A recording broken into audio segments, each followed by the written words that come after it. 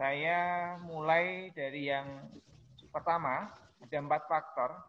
Faktor yang pertama itu perubahan konsentrasi.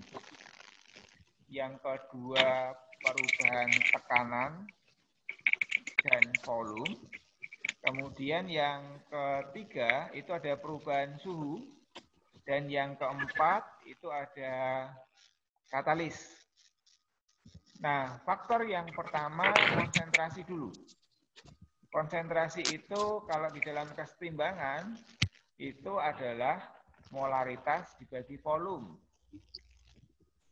Nah, di dalam sebuah kesetimbangan, saya next dulu ya. Saya next dulu biar kalian paham. Ini saya berikan contoh. Ada reaksi A, buat pointer dulu ya. Ini ada reaksi antara A dengan 2B menghasilkan 3C. A plus 2B 3C ini reaksinya reversible. Cirinya panahnya 2, ke kanan sama ke kiri. Itu dikatakan reaksinya setimbang. Nah, untuk mencari konstanta kesetimbangan itu ada 2.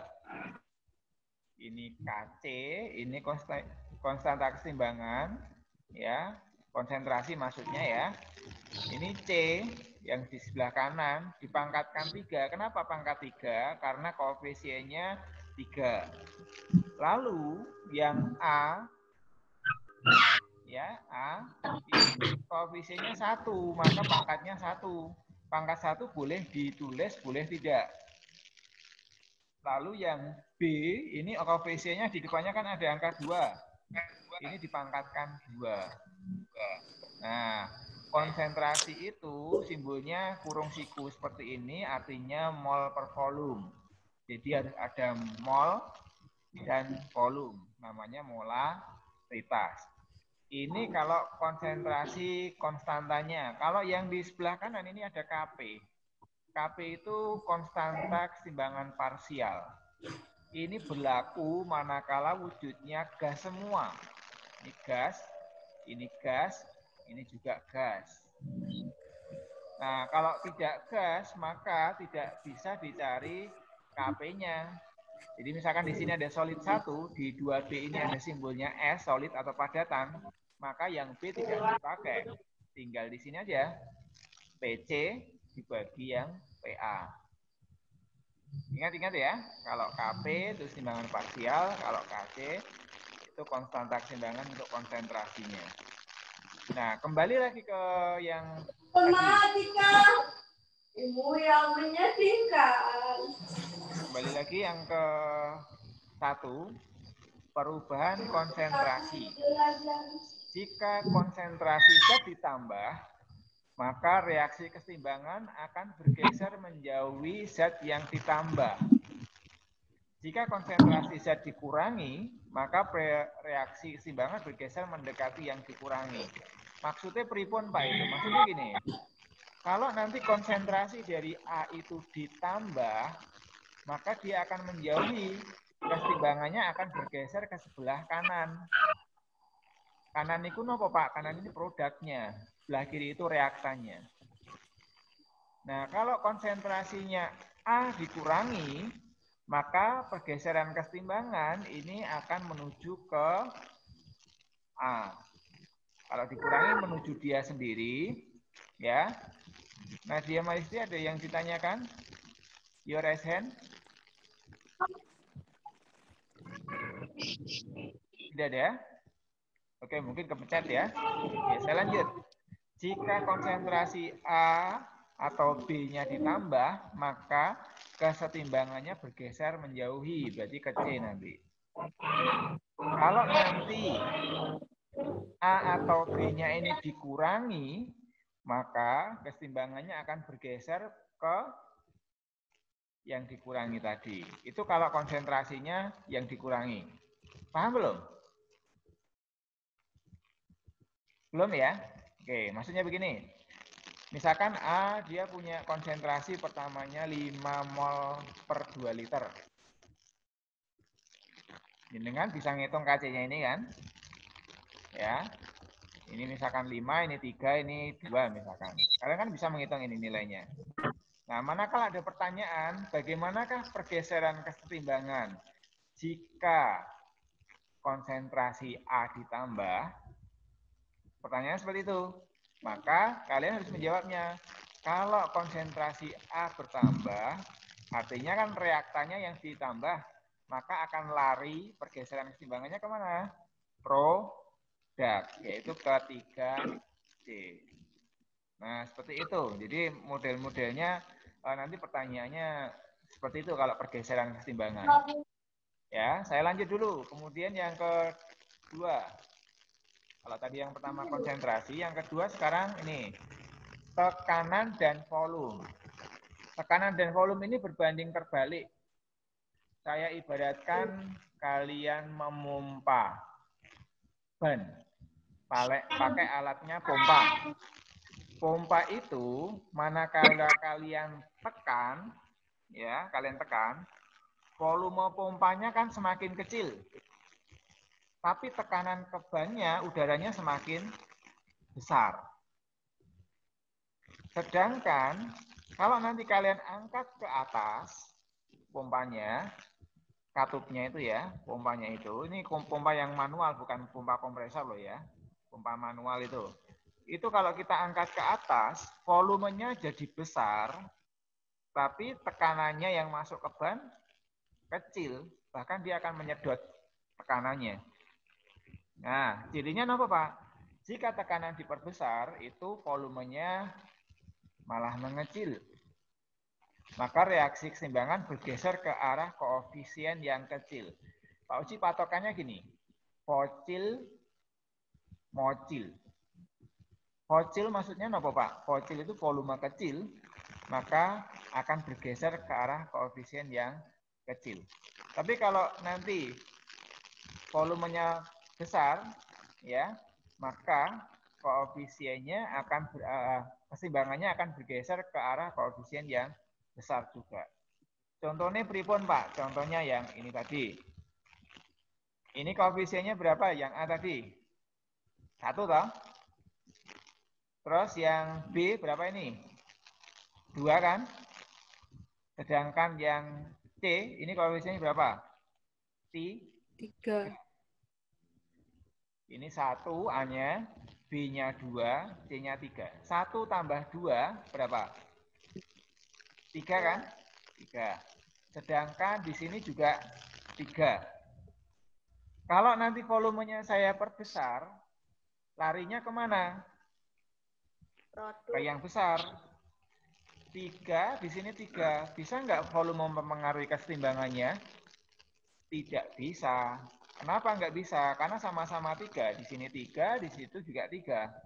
Kalau seumpama nanti di sini ada 3, di produknya itu 4, maka kalau volumenya ditambah, diperbesar, maka larinya ke yang 4. Nah, sebaliknya kalau volumenya nanti diperkecil, maka larinya ke koefisien yang kecil. Misalkan tadi sini 3, di sini 4, maka larinya ke reaktannya. Nah, ingat-ingat, ini reaktan, ini produk. Tuh, ya. Kita lanjut. Yang ketiga sekarang, perubahan suhu. Perubahan suhu ini merupakan parameter keseimbangan juga. Jika suhu dinaikkan, maka reaksi keseimbangan akan bergeser ke arah endoterm. Masih ingat dengan termokimia kemarin, endoterm itu delta H-nya positif. Jika suhu diturunkan, maka keseimbangan bergeser ke arah eksoterm. Jadi, kalau ada sebuah reaksi, ya reaksi yang kalian pakai kemarin, misalkan memeram tape ya, memeram tape itu kan mengeluarkan energi panas. Jadi dia reaksinya eksoterm. Nah, logikanya keseimbangannya bergeser kemana? Manakala tapenya itu suhunya dinaikkan. Kalau suhunya dinaikkan, berarti dia akan mengarah pada reaksi endoterm. Jadi, jangan pernah kalian menaikkan temperatur dari tape yang kalian peram kemarin, karena dia akan berbalik arah. Jadi tapenya tidak cepat terbentuk malah kalau terlalu panas. Nah, begitu juga dengan reaksi keseimbangan yang bergeser ke eksoterm. Jika suhu diturunkan, ini bergeser ke arah eksoterm. Jadi kalian menurunkan sedikit suhunya atau temperaturnya, maka keseimbangannya bergeser ke sebelah kanan. Terus yang keempat, katalis. Katalis ini pun apa Pak? Katalis itu zat yang mempercepat tercapainya keseimbangan kimia. Jadi kemarin menggunakan tape, membuat tape menggunakan ragi, ini katalisnya bisa dikatakan raginya itu sebagai katalis zat yang bisa mempercepat reaksi. Nah, untuk itu kita lihat sekarang. Next ya, saya lanjut ya. Karena waktunya belum 40 menit harus saya akhiri. Ini diketahui reaksi keseimbangan. Silakan disimak.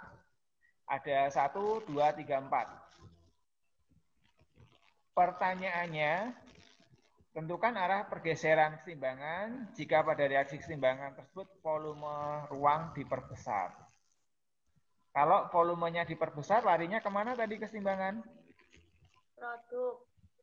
Ke arah koefisien yang lebih besar. Kita lihat sekarang yang nomor 1 ini, yang paling atas sendiri. Ini koefisiennya berapa? 2. 2 ya. 2. Terus SO2-nya juga 2. Terus yang sebelah kanan panah, ini H2S berapa koefisiennya? 2.